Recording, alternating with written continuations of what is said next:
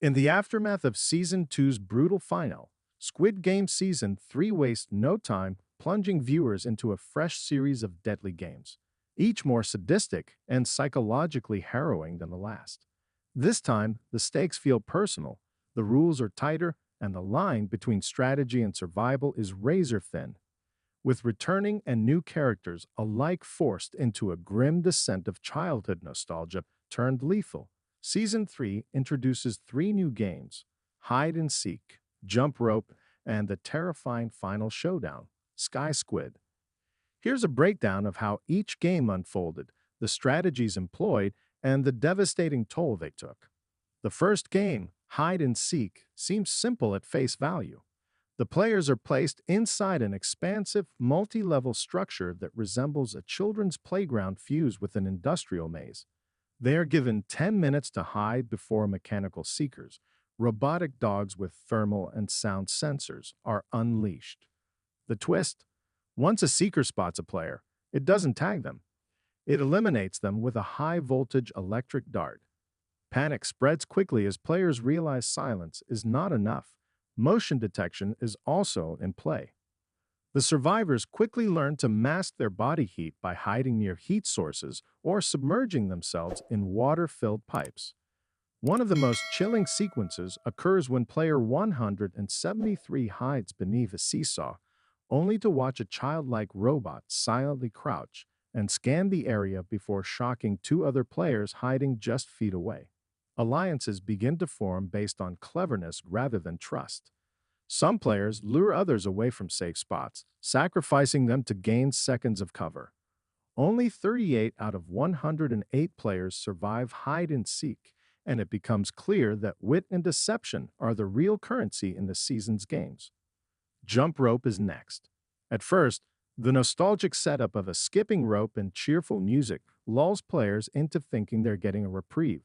But then the rope, controlled by two life-size dolls, whips through the air with lethal speed.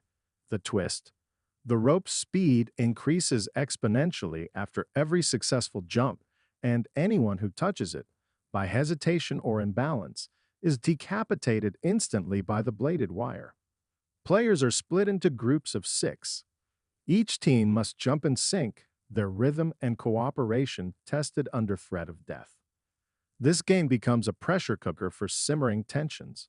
In one haunting moment, player 099 purposely stumbles on the third round, taking out her whole team in what seems like a suicide pact born from overwhelming guilt from the first game.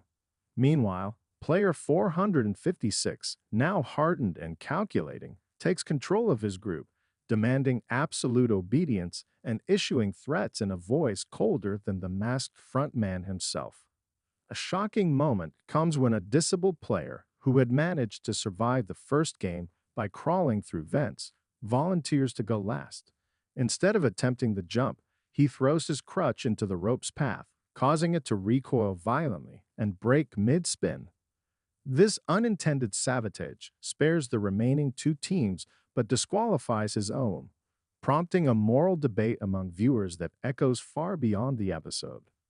By the time the final game arrives, only 6 players remain, including fan favorites and silent dark horses.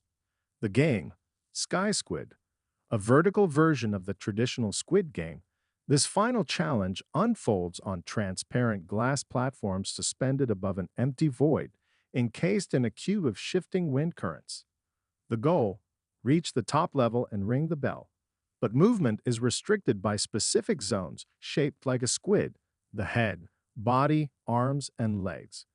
If a player steps outside the squid's shape, the platform beneath them gives way. Players must fight each other while navigating these zones, using tactics from both martial arts and psychological warfare. A former Taekwondo champion uses acrobatics to outmaneuver her opponents, but hesitates when faced with player 222, her ally from previous rounds. That hesitation costs her. He pushes her mid-leap and she falls to her death, whispering, "I'm sorry," on the way down. Player 456 emerges as the final victor, but not without consequences.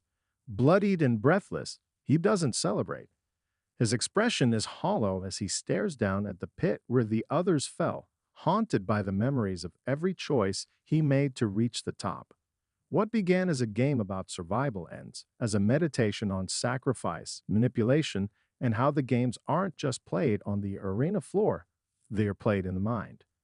Each of the three games in Squid Game Season 3 blends childhood nostalgia with psychological horror.